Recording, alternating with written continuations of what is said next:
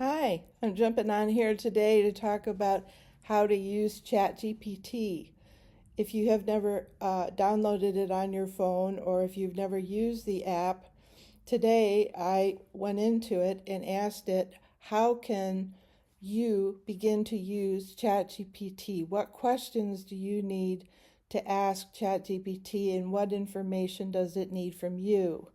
And so what I've done here is I've gone to the app and it's given me a whole series of questions and answers on what information you can put in to the app.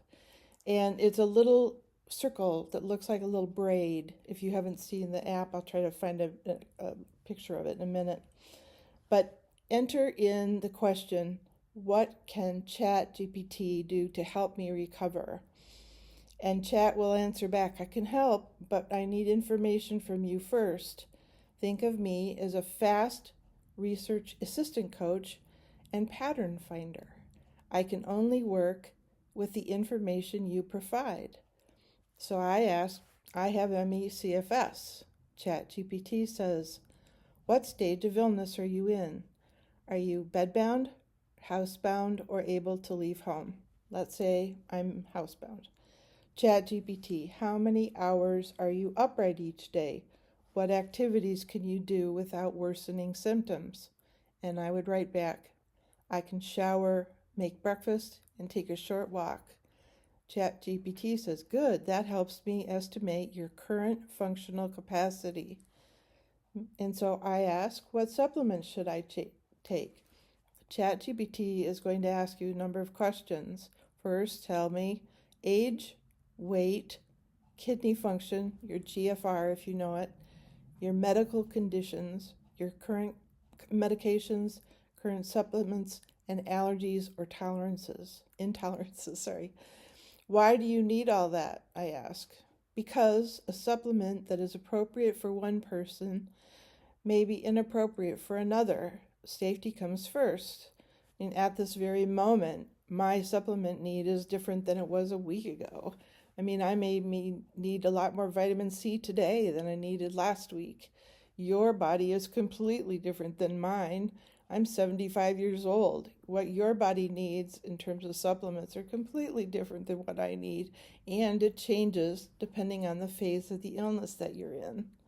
So you want to keep up to date with all of that information. So the most useful information ChatGPT asks for is, in terms of physical symptoms and so forth, do you have fatigue?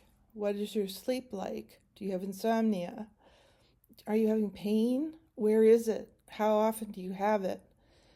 How is your cognitive function? Are you having a lot of brain fog? Do you don't feel like yourself? Are you able to stand and walk? What are your digestive symptoms? Are you having PEM? What was the last time you had it? When was the last time you had an episode of post-exertional malaise? What is your mood and stress level? It's very, very helpful in getting you through different moods, especially abandonment of family and friends, longing for life, experiencing all the losses that you're going through. Talking through it with ChatGPT gives you exercises to help you get through that. I'll ask, how often should I check in? Chat will say, daily is ideal when you're actively trying to improve. Tell me how many hours you've slept, how refreshed you feel, what activities you've completed, what new symptoms you're having, any medication or supplement changes you've gotten, or any unusual stressors. Then I ask, then what happens? And ChatGPT says, I compare today's report to your previous reports. I look for trends, warning signs, improvements, and possible explanations. Me, can you diagnose me?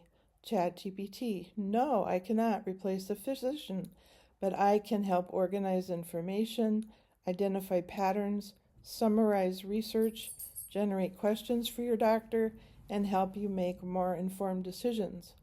ChatGPT found my doctor for me. I was having a mitochondrial aspect to my illness, and he found a specialist in that area, and it helped me tremendously. So once I started to go to that doctor as well as my other doctor, the pieces really fell into place. So then I asked, what is the biggest mistake people make? ChatGPT says, asking one question and disappearing. The people who benefit most usually provide updates over time. Recovery is often a story told over hundreds of observations, not one conversation. The more accurate your information, the more personalized my guidance can become. You are the expert of your own body. I am the assistant that helps you make sense of the data. So you know from my work, if you've been following me on X at all, and also on YouTube, there are 6 different phases that you go through as you're recovering. And as you go from phase 1 to phase 2, that could take 3 to 6 months. Phase 2 to phase 3 can take 3 to 6 months. It just completely depends on how sick you are already, how quickly you recover, how old you are, what supplements you're taking, what the different things that pop up while you're in the middle of recovering from one stage. All of a sudden something happens, like someone that you love very much dies. It's going to take more time to recover during that phase. So it isn't a straight line from, bedbound to housebound or housebound to normal activity.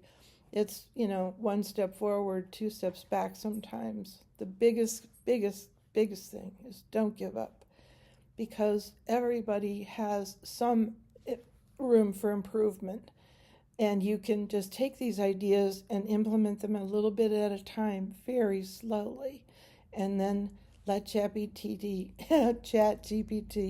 tell you how you're doing. I wish you all the best in your recovery. I'm Cindi Leacock. I have a master's degree from the School of Public Health at the University of Michigan, and I hope the very best for you.